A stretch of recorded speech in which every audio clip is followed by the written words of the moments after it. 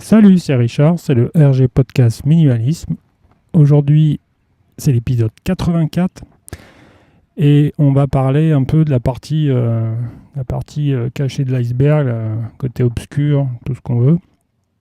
J'avais envie de te parler justement d'entreprendre et de voir un peu les différentes facettes, et surtout celles qu'on n'évoque jamais et que moi je pense être une solution à pas mal de choses en fait.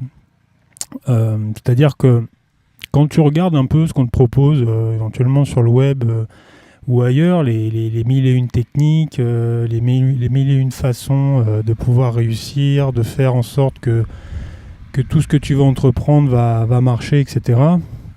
On oublie que forcément en face on a des gens, c'est pas trop la nature des gens, on connaît pas trop leurs moyens, leurs possibilités. Et puis c'est surtout que y a une minorité de gens qui réussissent, c'est surtout ça l'histoire.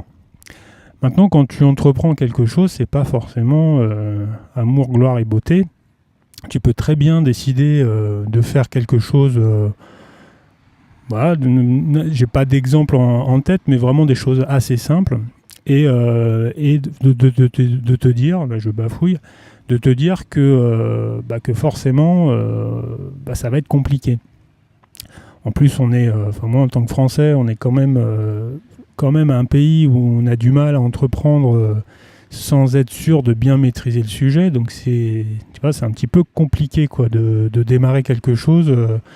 Voilà, si t'es pas expert, tu fais rien. Donc c'est un peu compliqué le deal. Maintenant, moi je voudrais t'amener à quelque chose de très simple en fait, et puis de très naturel, de très humain finalement. C'est que si on te propose une solution clé en main, vraiment facile, vraiment idéale, vraiment tranquille, quelque part ça va pas te satisfaire. Quelque part tu vas te dire non, c'est trop facile, c'est trop léger. Si par exemple tu as un succès par rapport à ce que tu veux entreprendre immédiat, tu vas te dire que c'est normal. Si tu cravaches, si tu as du mal à faire les choses, là tu vas commencer à prendre du plaisir, surtout dans le résultat et peut-être tout au long du chemin, quoi. Et c'est là où je veux t'amener dans la discussion, enfin dans mon analyse, c'est qu'en fait, quand tu regardes tout ce que tu peux démarrer, il serait bien de casser justement ce côté facile. Il serait bien, alors moi je fais de la simplicité, mais là-dessus justement, il serait bien de se dire que si tu rates, c'est pas grave. Si tu as un problème vis-à-vis d'un choix de ce que tu entreprends, c'est pas grave. Parce que ce que ça va t'apprendre justement, c'est à pouvoir faire des réglages, à pouvoir améliorer ton process, à pouvoir améliorer ce que tu es en train de faire, et quelque part de jouer, essayer de trouver du plaisir, essayer de trouver des choses à améliorer constamment sur ce que tu veux entreprendre. Et c'est là toute la différence entre faire quelque chose où tu veux juste avoir et atteindre ce but facilement avec une technique qui n'est pas forcément adaptée à toi, et prendre des informations et essayer de t'amener avec forcément des difficultés. Tu vas forcément avoir quelque chose qui au début est pas terrible et un peu moche, et puis tu vas au fur et à mesure du temps t'apercevoir que là il y a des améliorations à faire et tu vas prendre du plaisir. Tu vas trouver une solution à ce que tu veux faire. Donc tu seras forcément meilleur.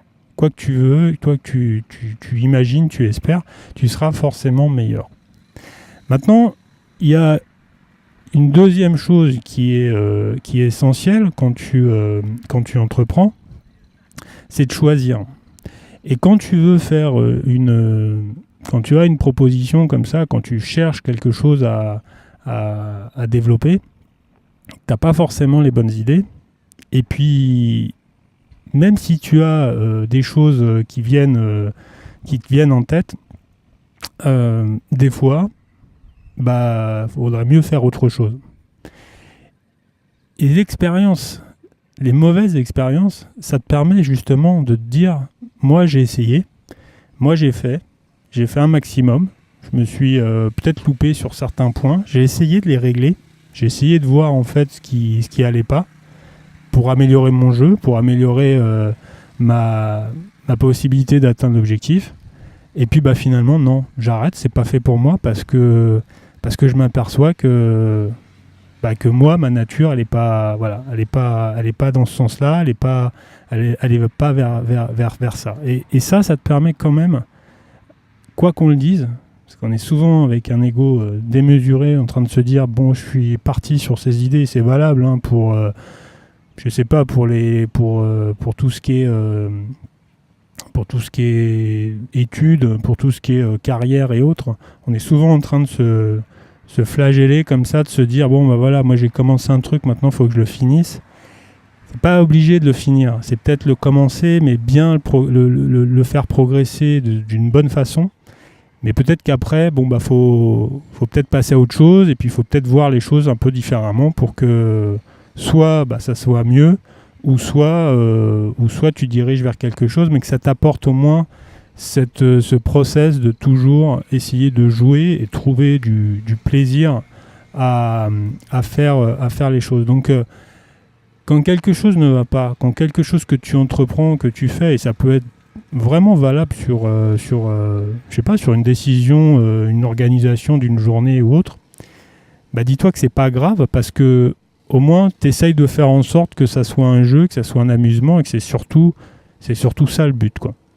Le but, c'est que tu t'en souviennes et que ça te rappelle que ça, non, maintenant je l'enlèverai d'équation s'il y en a une, mais tu auras tout de suite la réflexion de savoir que non, ça c'est pas quelque chose pour toi. Plutôt que de regarder un peu ce qui se fait à droite et à gauche et puis de se dire ouais, ça j'aimerais bien le tenter, mais j'ose pas.